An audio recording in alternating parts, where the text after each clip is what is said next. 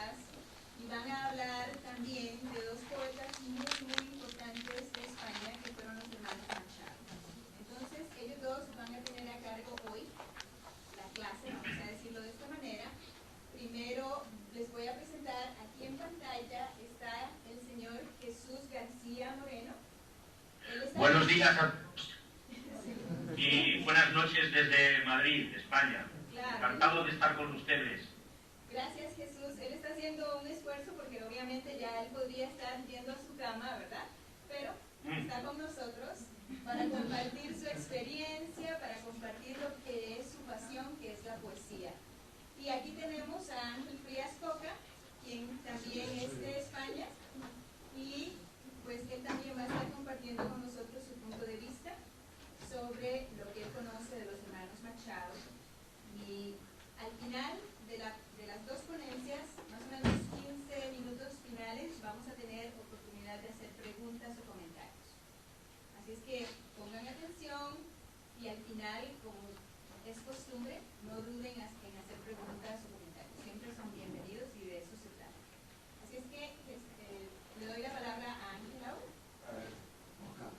Puede darme porque como veis, estoy hecho un Cristo. Pero bueno, dentro de lo que pueda intentaré comentaros un poco de lo que a lo que venimos.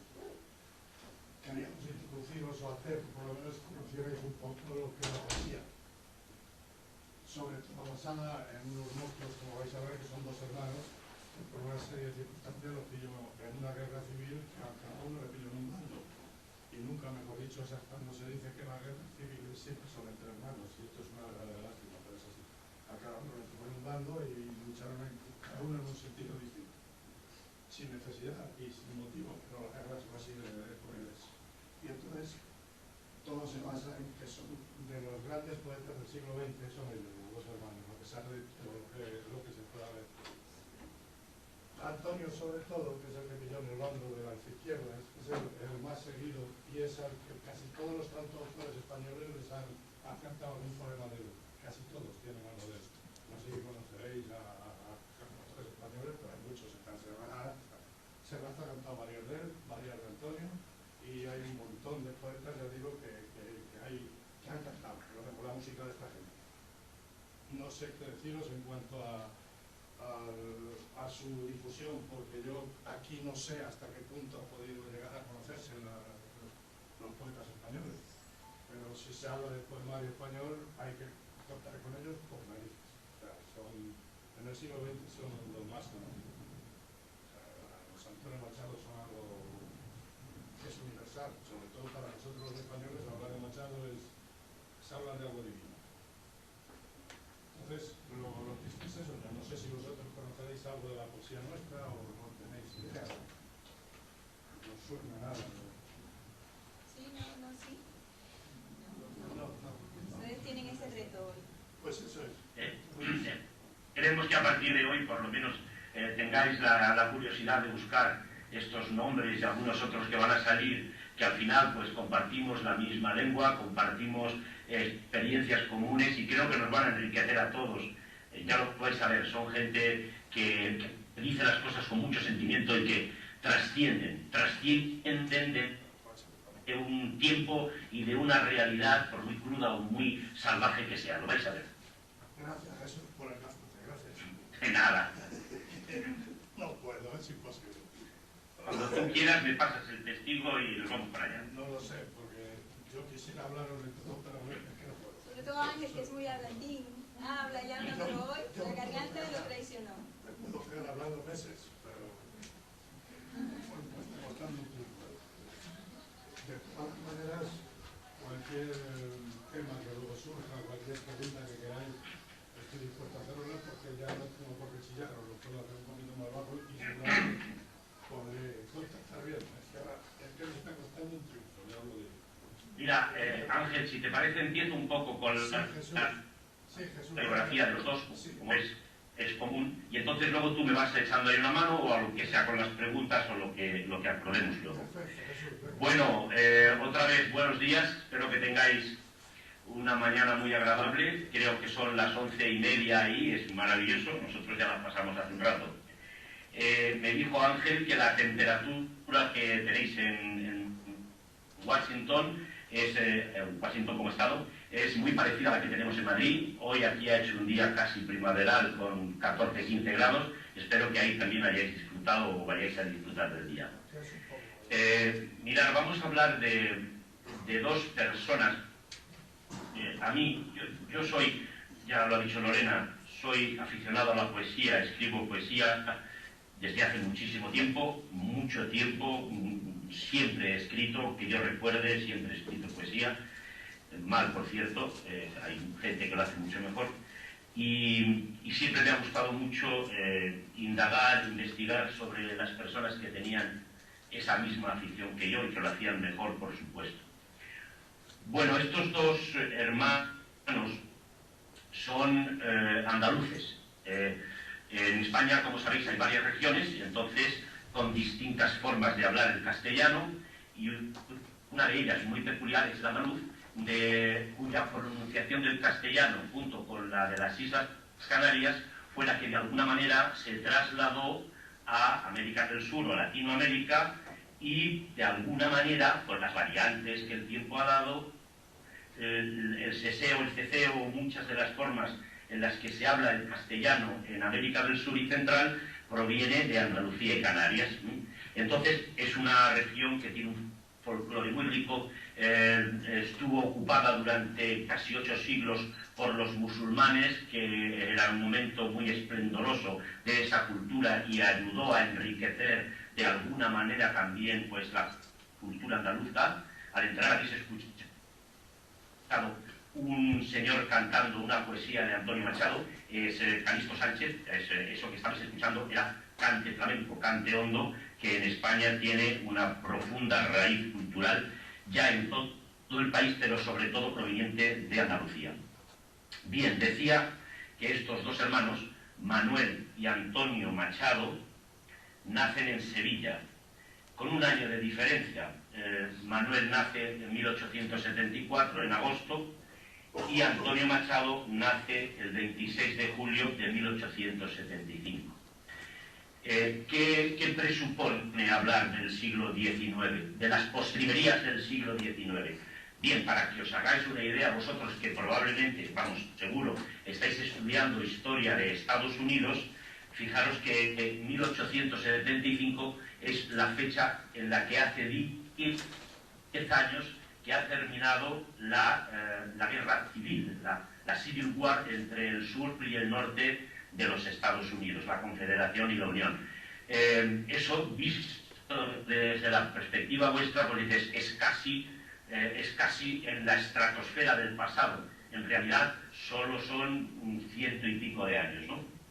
Estos señores nacen en 1874 y 1875 en Sevilla, y son hijos de una familia que podíamos llamar liberal, una familia con una concepción y un concepto republicano en un país como España, que como sabéis siempre ha sido monárquico, con pequeños lapsus de tiempos de 1870 y de 1936 hasta 1939. Esta Segunda República acabó dramáticamente con una guerra. Es una familia de gente muy liberal, muy culta, estudiosa. De hecho, una familia muy unida, que su abuelo era doctor en medicina y catedrático en ciencia en Sevilla. Se le concede un puesto en 1889 en la Universidad Central de Madrid, después de haber estado en Nicaragua trabajando, en fin, haciendo un poco el emigrante en las Américas, como decían aquí. Vuelve y pues ocupa ese puesto de catedrático, y toda la familia se traslada a Madrid. Vamos a observar en la vida de los poetas 3 etapas para poder simplificar y comprender. La primera etapa, evidentemente, es el traslado con 8 y 9 años de estos hermanos, junto a toda la familia, abuelos, padres, hijos, el traslado a Madrid. Bien, mis padres también son andaluces, son no de Sevilla, pero sí de Córdoba. Yo nací en la parte castellana, donde como podéis apreciar, el castellano que hablo es el castellano tradicional, sin ningún tipo de afectación o de acentuación, pero mis padres, que tuvieron que emigrar de Andalucía hacia otras regiones, pues estuvieron casi toda su vida, a partir de los 23, 24 años que se casaron, estuvieron fuera de Andalucía, siempre hablaron en andaluz. Nunca se les retiró el acento, las S, las H aspiradas, siempre lo tuvieron. Entonces es evidente que aunque no se haya conservado por expreso deseo de Antonio una grabación de su voz, porque decía que no le gustaba, o de Manuel, que además lo sabemos porque Manuel lo decía, tenían un cierto deje andaluz proveniente de su familia. Bien es verdad que en la primera etapa, la que ellos pasan en Madrid, son una familia, como decimos, liberal, son muy allegados a Fernando Ginés de los Ríos, es un señor liberal que hace una institución de enseñanza libre al margen de lo que era la Iglesia y al margen de lo que era el Estado. Digo Iglesia y Estado porque eran las dos instituciones que en ese momento ofrecían enseñanza en España. Pues se crea esta institución libre de enseñanza por Ginés de los Ríos y otros que le ayudaron, y pues muchos españoles se forman allí y adquieren una conciencia liberal, una conciencia muy diferente, por lógica, a la que se estaba ofreciendo en el resto de instituciones. Muchos de los que estudiaron allí luego van a ser personas que van a alcanzar los altos puestos de la política cuando venga la República en 1931 y después en la gobernación de esa misma República. Bien, estos dos hermanos estudian allí. Manuel, más aplicado, pues sigue sus estudios y acaba la licenciatura en la universidad en Filosofía y Letras. Antonio, que de alguna manera es el poeta de referencia, pues le cuesta más, y él lo que se hace es profesor de lengua, de francés, en los institutos de la época. Saca una actitud, porque no hacía falta universidad, sino una prueba de actitud. El hombre entra a profesorado y empieza una égira fuera de lo que diríamos el ámbito de Madrid. Madrid era la capital y era donde estaban los grandes poetas de la época y donde pasaban también muchos poetas latinoamericanos para pues conocer un poco el ambiente de la capital. Por ejemplo, Rubén Darío, César Vallejo, peruano. Rubén Darío era nicaragüense y promotor del modernismo. Hay una gran viveza en ese entorno. Antonio Machado, bueno, Manuel se queda en la capital, sigue escribiendo, de alguna manera empieza a frecuentar pues a poetas de muchísima prestancia, empieza a escribir, le da por fundar revistas literarias que casi siempre fracasan, como ocurre con todas las revistas literarias. Se aficionan ambos por el teatro, tienen los dos, tanto Manuel como Antonio, una grandísima afición por el teatro, que luego se va a ver colmada en la escritura de diferentes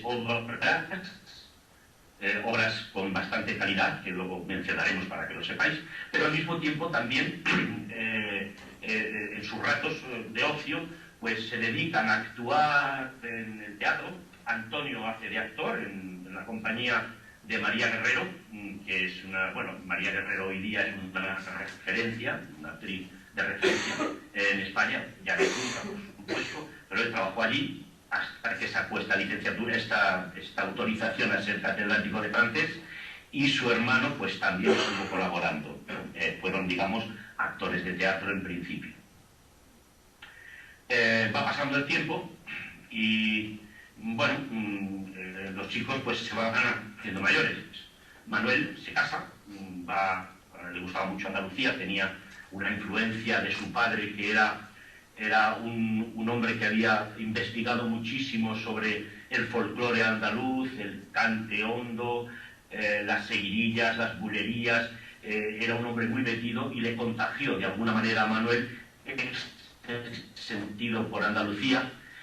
Bueno, y se trasladó allí, le propusieron en aquella época, sabéis que se proponían las novias o los noviazgos un poco a distancia, conoció a una chica, se casó con ella y se la trajo a Madrid y siguió su vida, acabando en la etapa de Madrid, siempre antes de lo que llamaríamos el tercer ciclo, acaba pues de director de la Biblioteca Municipal de Madrid, un puesto pues ya reconocido, y escribiendo en revistas de Latinoamérica, en revistas españolas y escribiendo poesía.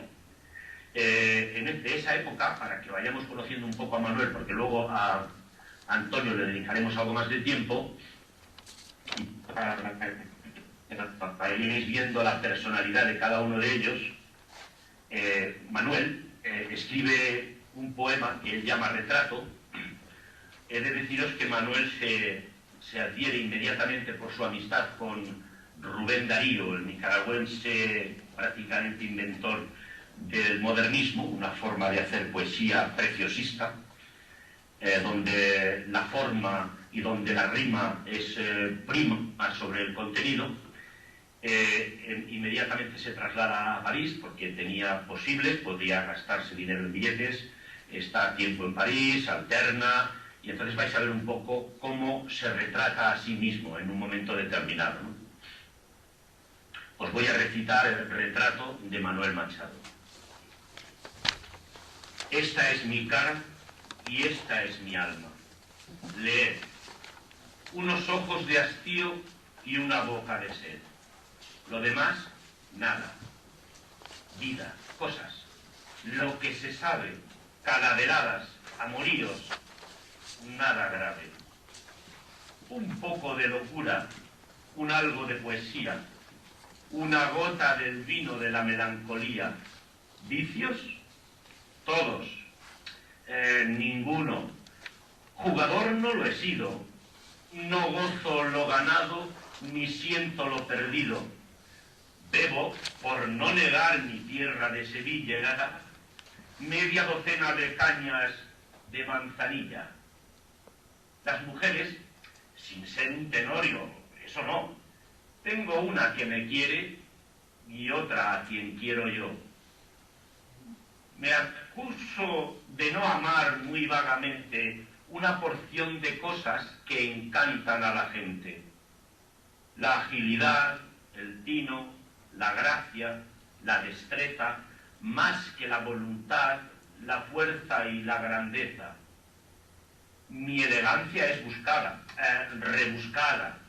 Prefiero a lo helénico y puro, lo chic y lo torero. Un destello de sol y una risa oportuna amo más que las languideces de la luna. Medio gitano y medio parisien, dice el vulgo, con Montmartre y la Macarena comulgo. Y antes que un tal poeta, mi deseo primero hubiera sido ser un buen banderillero. Es tarde, voy deprisa por la vida y mi risa es alegre, aunque no niego que por el tiempo que pasa ya llevo prisa. Bien, podéis observar un poco cómo se retrataba Manuel. Manuel era un hombre pues que tenía una visión de la vida diferente a como el propio Antonio, que era un hombre mucho más retraído, más serio, más seco, pero muy afable, y al que se le conocieron muy pocos jaleos de faldas, por decirlo así. Se enamoró una vez y se casó, y prácticamente solo se le conoce algún otro devaneo de difícil catalogación, porque unos dicen que sí fue algo espiritual y otros que fue real. Vamos a leer ahora, digamos, un retrato para seguir un poco con la línea, ya que ambos hermanos hicieron en distinta época eso que le llamamos el retrato. En este caso es un recuerdo de Machado retratándose a sí mismo a partir de su infancia. Dice así, y observar la diferencia. Mi infancia son recuerdos de un patio de Sevilla y un huerto claro donde madura el limonero. Mi juventud, 20 años en tierras de Castilla. Mi historia, algunos casos que recordar no quiero. Ni un seductor mañara, ni un bradomín he sido, ya conocéis mi torpe aliño indumentario. Mas recibí la flecha que me asignó Cupido y amé cuanto ellas pueden tener de hospitalario. Hay en mis venas jotas de sangre jacobina, pero mi verso brota de manantial sereno, y más que un hombre al uso que sabe su doctrina, soy, en el buen sentido de la palabra, bueno. Adoro la hermosura y en la moderna estética corté las viejas rosas del huerto de Ronsard, mas no amo los aceites de la actual cosmética, ni soy una de esas del nuevo baitrinal. Desdeño las romanzas de los tenores huecos y el coro de los grillos que cantan a la luna. A distinguir me paro las voces de los ecos y escucho solamente entre las voces una. Soy clásico o romántico, no sé. De dejar quisiera mi verso como deja el capitán su espada, famosa por la mano viril que la blandiera y no por el docto oficio del forjador preciada. Converso con el hombre que siempre va conmigo. Quien habla solo espera hablar a Dios un día. Mi soliloquio es plática con ese buen amigo que me enseñó el secreto de la filantropía. Y al cabo, nada os debo. Debéisme cuanto he escrito. A mi trabajo acudo. Con mi dinero pago el traje que me cubre y la mansión que habito, el pan que me alimenta y el lecho en donde yago. Y cuando llegue el día del último viaje y esté a partir la nave que nunca ha de tornar, me encontraréis a bordo, ligero de equipaje, casi desnudo, como los hijos de la mar. Bueno, supongo que se habrá oído bien. Gracias, en nombre de ellos. Esta es una de las más recitadas, de las más famosas que tiene, porque realmente al final define un poco toda su filosofía de vida en un poema. Es pues muy atractivo, muy interesante.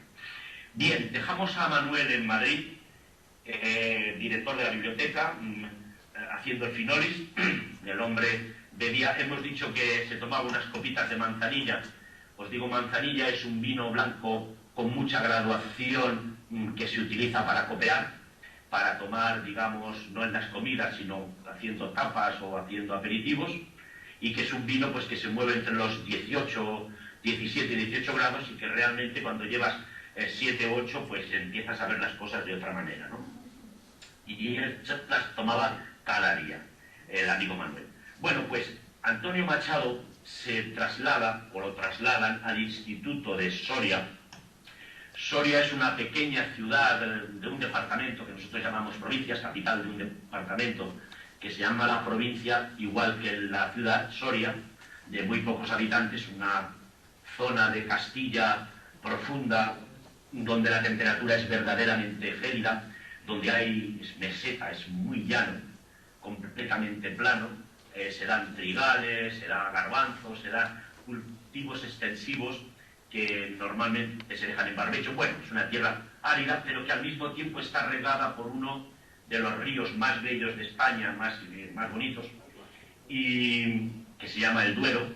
Y entonces Machado llega allí, está pues a 250 kilómetros de Madrid, pero en aquella época había que pasarse muchísimas horas en tren.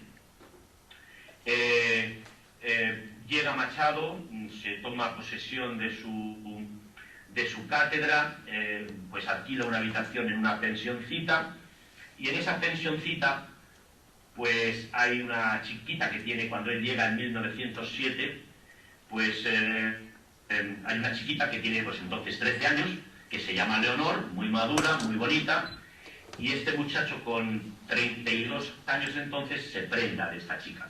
Desde luego no se le había conocido ningún noviazgo anteriormente, ni nada por el estilo. Se prenda y en cuanto tienen 15 añitos, pues se casa. Se casa y para Antonio la vida cambia radicalmente. Se vuelve un ser feliz dentro de su retraimiento, está completamente enamorado, le encanta la naturaleza, ya de su familia de Bebía, que eran todos muy aficionados, da paseos por las orillas del Duero, visita los olmos, todo ese paisaje que él presencia enamorado de la mano de su jovencísima y hermosa mujer, le va a llenar. Él, un andaluz de tierra cálida y soleada con muchas flores, se enamora completa y perdidamente de los adustos campos de Castilla. Yo creo que lo hace pues por la cara y la imagen de su mujer. Bien, obtiene, su hermano Manuel ha hecho una escapada a París y él aprovecha y obtiene una beca para ir a estudiar durante un año, para ir a perfeccionar su lengua y a hacer lo que pudiera el hombre en París, y se lleva a Leonor, su mujer. Bien, al poco de estar en París, su mujer, en aquella época era relativamente normal o frecuente, atrapa una tuberculosis galopante, además le ocurre, pues lo narra él con mucho dolor, le ocurre el día 14 de julio, que es la fiesta nacional francesa, pues la chica supongo que empieza a expectorar sangre, él busca un médico desaforadamente, acaba yendo a la embajada, a las 24 horas pues la vienen a visitar. Bien, en cuanto se recupera un poco, pues vuelve a Soria. Vuelve a Soria y a los pocos meses Leonor fallece.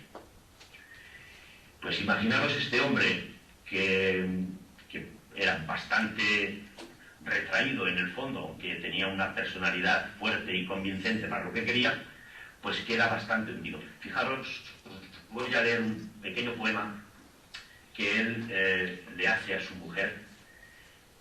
Vamos, debería ser muy pronto, muy próxima a la muerte, porque fijaros con qué fuerza narra la imagen de esta chiquita, 15 años, 1912, agosto, cuando se queda en su camita, pues muerta, ¿no?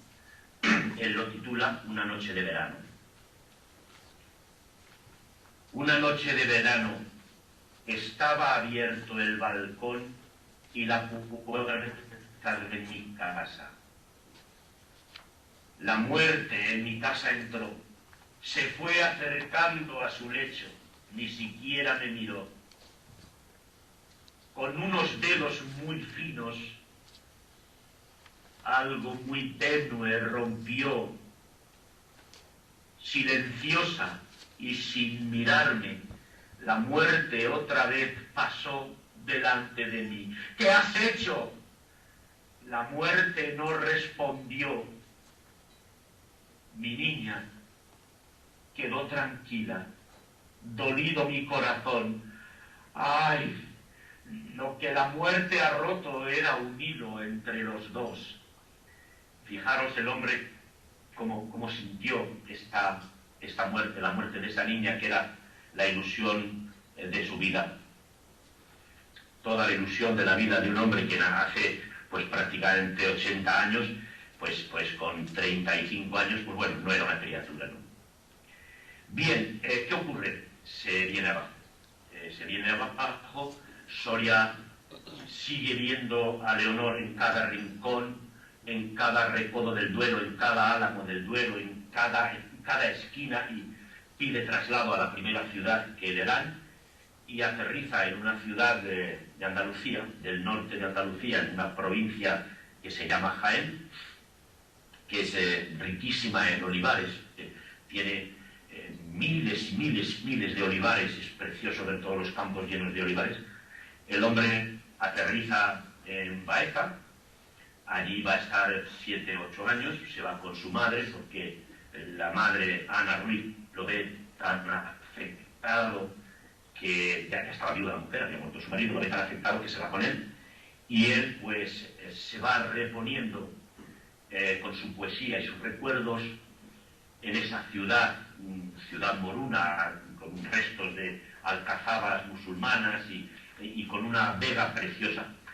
Y a pesar del tiempo y a pesar de las circunstancias que le dicen que tiene que evolucionar, que tiene que subir, fijaros otra poesía que el hombre... sí que me ha salido aquí. Otra poesía que él escribe estando en Baeza y dando esos paseos que acostumbraba a dar con Leonor, pero ya en esta ciudad. Dice así: de la ciudad moruna, tras las murallas viejas, yo contemplo la tarde silenciosa, a solas, con mi sombra y con mi pena. El río va corriendo entre sombrías huertas y grises olivares por los alegres campos de Baeza. Tienen las vides pámpanos dorados sobre las rojas cepas. Guadalquivir, como un alfángel roto y disperso, reluce y espejea. Lejos, los montes duermen, envueltos en la niebla. Niebla de otoño, maternal. Descansan las rudas moles de su ser de piedra en esta tibia tarde de noviembre. Tarde piadosa, cárdena y violeta. El viento ha sacudido los mustios olmos de la carretera, levantando en rosados torbellinos el polvo de la tierra.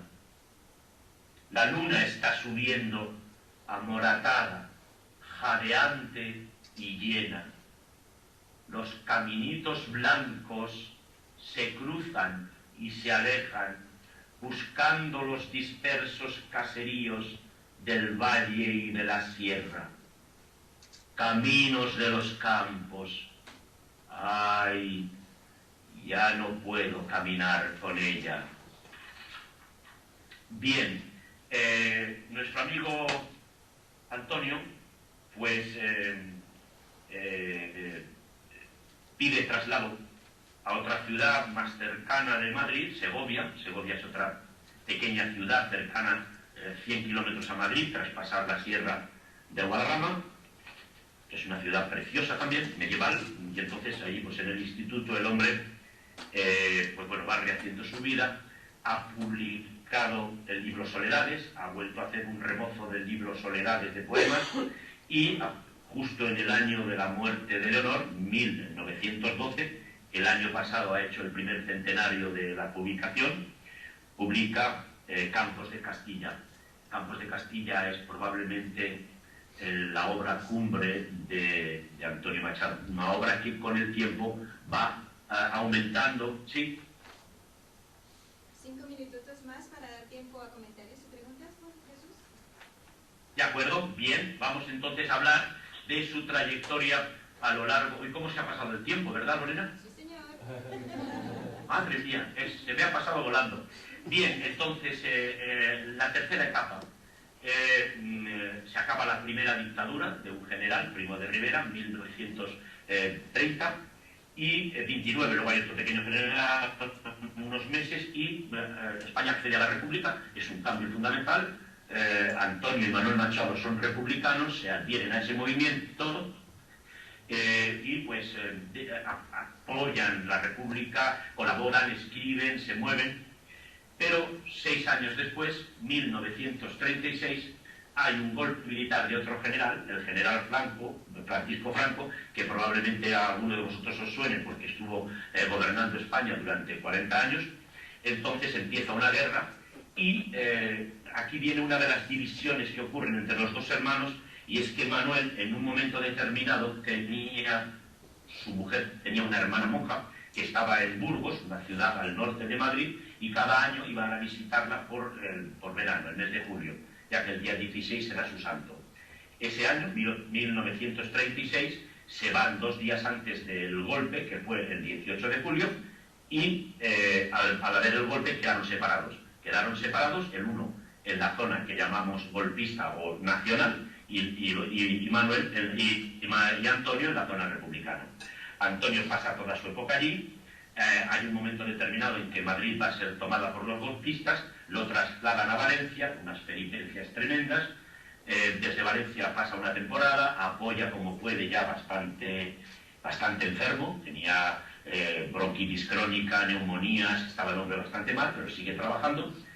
Finalmente el ejército golpista acaba cortando el frente y acaba derrotando prácticamente al gobierno, pasa a Barcelona, y de Barcelona lo llevan a Francia, donde muere unos meses después y es enterrado en la pequeña localidad francesa de Collioure.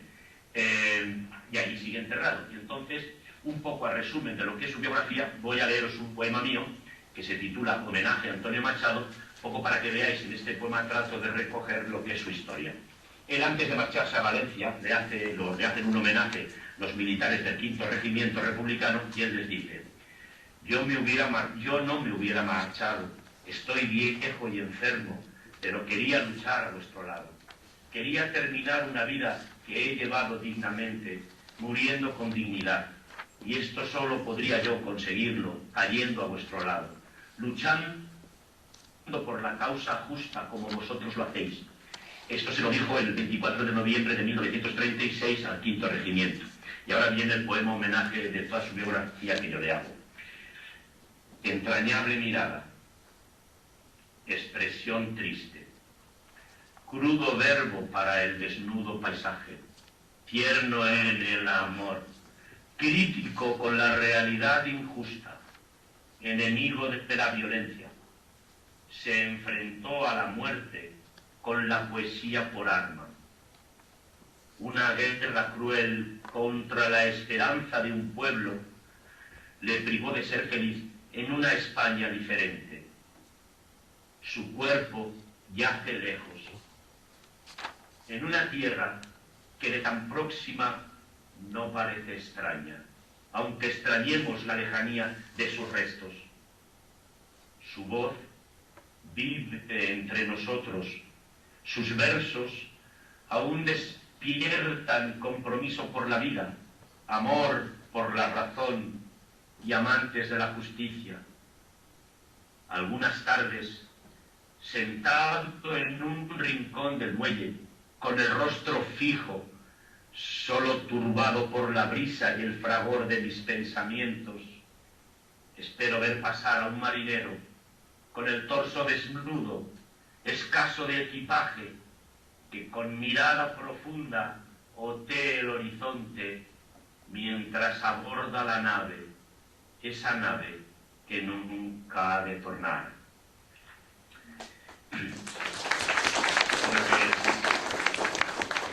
Muchas gracias.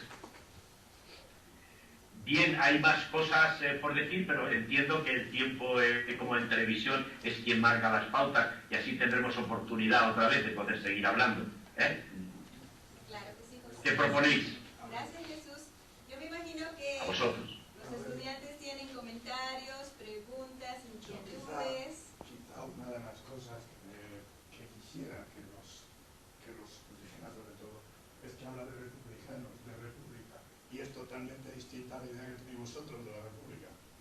Tal vez de Ángel, quería yo explicarlo, lo que pasa no da tiempo. Y fijaros, por ejemplo, que los republicanos o liberales en España son los demócratas en Estados Unidos. Exacto. Eso es. Y los Eso es lo que quería. los derecha en España. Aquí, un concepto abierto, aunque pueda haber republicanos izquierdistas, es más izquierdista la postura republicana que la otra. Entonces, sería un poco como los demócratas, quizá un pelín más a la izquierda, un poco más a la izquierda que los propios demócratas, aunque tienen similitudes, ¿verdad, Ángel? Sí. Eso es una de las cosas que yo quería que supierais, porque es que al hablar de república os pensáis que puede ser lo que es aquí, y es todo lo contrario. Es el Obama lleva un poco hacia la izquierda. Un poquito más.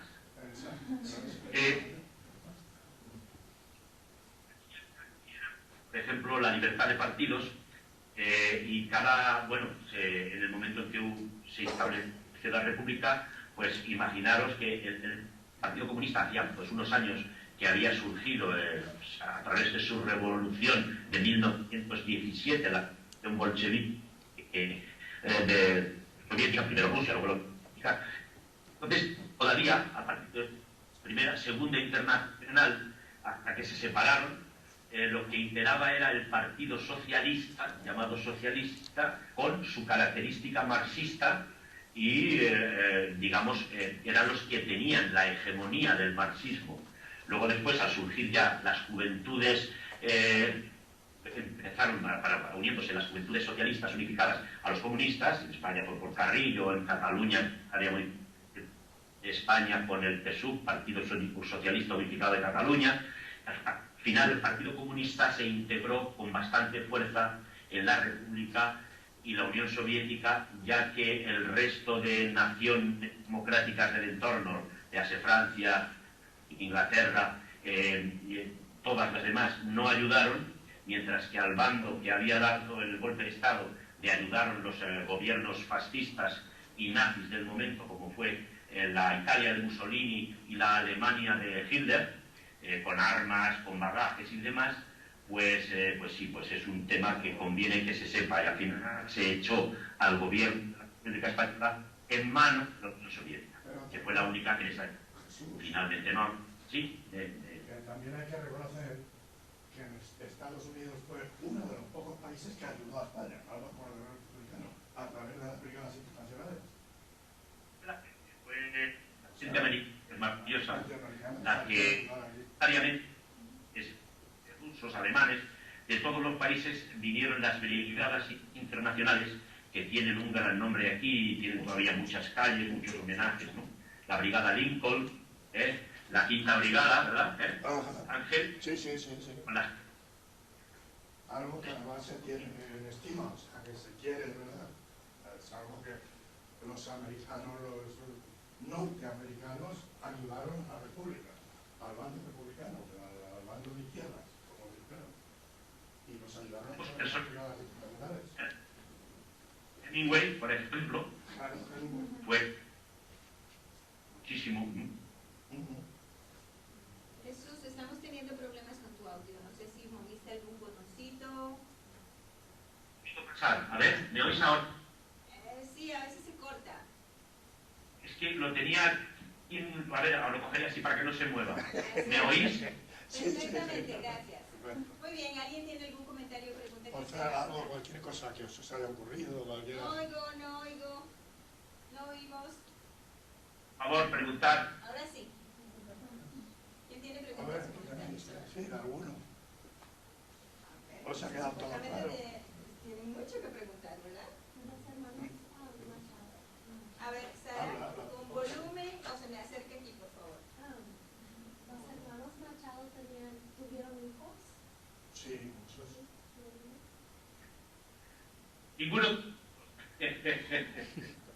Ninguno de los dos. Tuvieron sus otros hermanos. Claro. Ellos eran hermanos. Manuel no tuvo ningún hijo y Antonio no le dio tiempo, ya que su único matrimonio con Leonor y no le dio tiempo a tener hijos. Luego dicen que a la vejez tuvo un amor físico romántico con una poetisa que se llamaba Guiomar, pero no tuvo hijos. Lo que sí tienen son sobrinos, una de ellas todavía vive, una de las pocas que quizás la única, y la tenemos aquí. Y pues escribe memorias, les hacen que nos cuente cosas porque ella vivió con ellos, estuvo con ellos en los viajes, en los exilios y demás. Se llama Leonor también y es la madre de un gran amigo y colaborador de Ángel y mío, que se llama Manuel Álvarez Machado, que es pues sobrino nieto de los poetas, y su madre pues sobrina. Pero ellos dos no tuvieron descendencia directa. Eso lo cabe explicar, porque tenían muchos hijos, al menos con aquellos, eran sus sobrinos. Y sí, Claro, Leonor era su hija. Esta es Leonor, ¿verdad? Esa es la mujer. Esa es la mujer de Antonio. Antonio, esta es la mujer de Antonio. No, no, pero Leonor, la madre de Manuel no está, como la tenemos todos. Pero no. muy bien. Esta chiquita que hay aquí es Leonor, que murió con 15 años. Exacto. La mujer es Antonio Machado. Lo que ocurre es que al nacer la Leonor de la que yo estoy hablando ahora, pues, su padrino, como ya había muerto la primera Leonor Izquierdo, que esta se llama Leonor Izquierdo, a esta otra Leonor Machado se lo pusieron en recuerdo de la difunta. Por eso tiene ahora, así como su tía. Es la madre de Manuel.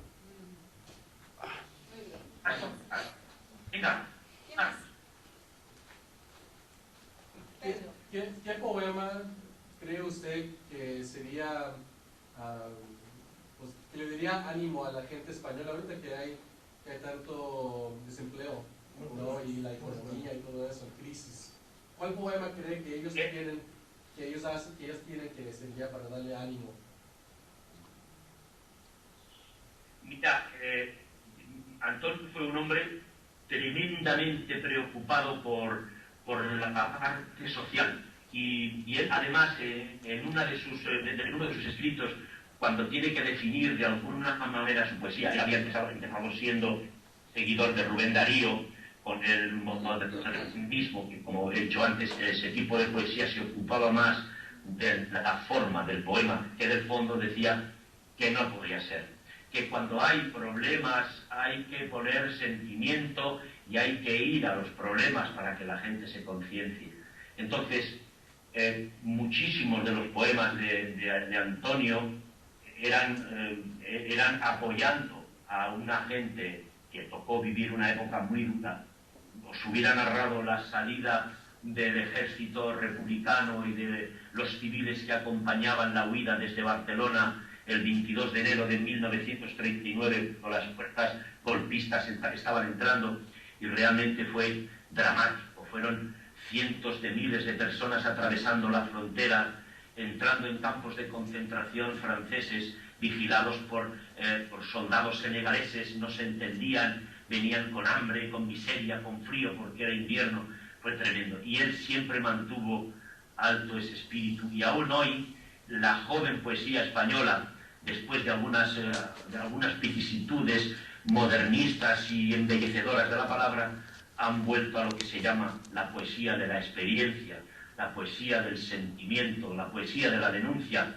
Se llama precisamente así el movimiento de los últimos 20-25 años, poesía de la experiencia, y Antonio Machado es uno, entre otros, porque hubo los poetas de la posguerra que fueron muy críticos con la sociedad de posguerra que se generó. Machado sigue siendo uno de sus estrellas, y en él nos reflejamos, en él y en otros, no es el único, pero nos reflejamos y nos apoyamos para salir de esta situación, sobre todo la situación en que se encuentran los jóvenes preparados, jóvenes con carreras, ingenieros, arquitectos. No hay trabajo, es tremendo, tremendo. Es una situación dura a nosotros que lo vemos y para ellos. Gracias por recordármelo. ¿Quién más?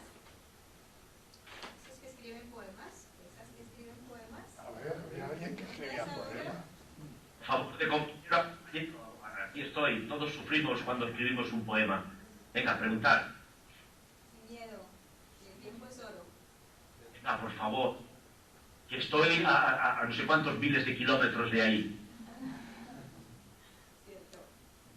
Preguntarme qué se siente, cómo funciona España, qué hacen los poetas aquí, cualquier cosa que podamos... Araceli, ¿cuál es su pregunta? Yo escribo poemas, ¿verdad? Y a veces siento que es muy difícil que otras personas que tomen interés por el término de tecnología, que están muy impresionados con la tecnología, así que ¿Has oído, Jesús? Interesante el comentario. ¿Has oído? Sí, sí. Primero, escribes poesía, felicidad. Eso te va a alegrar la vida. No te va a dar probablemente dinero, ni te va a hacer millonaria, pero te va a alegrar la vida y va a hacer que estés muy a menudo a gusto contigo mismo.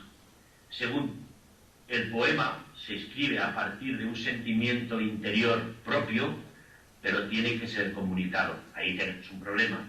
La gente, por lo normal, cree que la poesía es difícil de entender y como nadie quiere ser catalogado de tonto, dice, no, yo paso de eso porque yo prefiero otras cosas. Bien, nuestra misión es hacer que el poema sea entendible. Al principio, porque claro, si no somos capaces de llamar a esa puerta, que es la otra persona, y que esa puerta se abra, y que de alguna manera entienda o trate de entender lo que yo le estoy diciendo desde mi fondo, la frustración va a ser para nosotros, aunque hayas sido feliz a la hora de hacerlo. Hemos de acomodar nuestra poesía preferentemente a un sentido que se entienda, aunque luego hagas otras donde pongas tu sentimiento y las guardes para cuando la gente, los que te van a escuchar, ya comprendan y entiendan. Es como si a un niño que no sabe hablar español, te le pones a hablar en español, o en inglés, si no sabe inglés, te va a decir, mire usted, gracias por el esfuerzo, pero no entiendo qué me dice.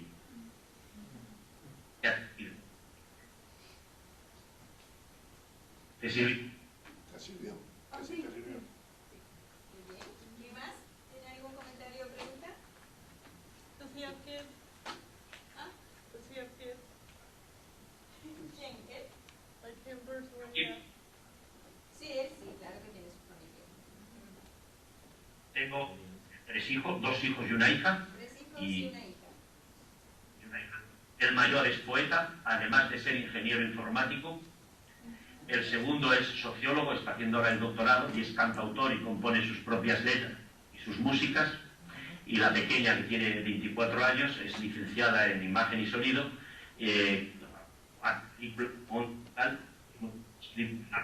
Pues bien, como que esto es como no sé, No muevas el No micrófono. muevas el micrófono, Jesús, por favor. se me fue la mano. Se emocionó con sus hijos, ¿verdad? Es normal. Pues es algo que cuando se lleva dentro no se puede dejar. Es muy hermoso. Es algo muy difícil de explicar, pero cuando alguno de los escrito, algunas que habéis escrito, cuando veis esos 15, 20, 30 versos que os han costado un montón de trabajo, ¿a qué os sentís felices? ¿Sí? ¿Os sentís felices? Sí. Sí, claro, ¿verdad? Sí. Hay que seguir, hay que buscar esa adrenalina y esa felicidad, hay que seguir buscándola y luego si es posible transmitirla a los otros. Nos quedan 2 minutitos más. Por favor, consultar. ¿Alguien? A ver, Paola. ¿Y nunca ha visitado los Estados Unidos? Sí. Visité Estados Unidos en 1985, fue un viaje organizado, estuve en Florida y bueno, tanto en aquel momento la diferencia social y económica entre Estados Unidos y España era muy grande y nos sorprendió muchísimo. Pensar que en ese momento, recuerdo que el dólar, nuestra moneda hasta que entramos en el euro, moneda europea, era la peseta, algunos habréis oído hablar. Y en ese momento el dólar estaba a 200 pesetas un dólar. Es decir, cuando nosotros fuimos a Estados Unidos nos era muy difícil comprar nada, vivir nada, porque todo era muy caro. Pero me encantó la situación, el ambiente. Digo, conocí Florida y es lo único que he podido ver luego, pues conozco, digamos, de referencia a Nueva York, miro mucho el mapa, me paseo por Google Maps, entro, veo, deambulo, me encanta. Me encanta la cultura y me encanta la situación. También me encanta mucho Latinoamérica. He estado también en Venezuela, no hace mucho. Me encantó, viajé, estuve en la Catarata del Ángel, estuve en Roques, estuve en Caracas. Me gusta muchísimo viajar y sobre todo las culturas. Y la cultura latinoamericana, hispanoamericana en este momento es muy fuerte y da gusto verla. Es admirable ver la cantidad de personas que escriben en esta lengua común y la de cosas interesantes que se dicen. Eso nos debe llenar de orgullo, aunque yo pienso que el orgullo no es sino a favor de vernos, ver también a otras lenguas, otras culturas minoritarias, siempre, siempre. Hay que respetar como queremos que nos respeten, eso es evidente. Jesús, muchísimas gracias por tu tiempo, por tu aporte, por tu interesante participación y tu pasión. Nos da mucho gusto haberte tenido en clase. Gracias a vosotros, encantado y espero que lo podamos repetir. Y si alguna vez tiene oportunidad de venir por Madrid, pues a través de Lorena o de Ángel que lo diga y les enseñaré cosas y lo que haga falta. Gracias.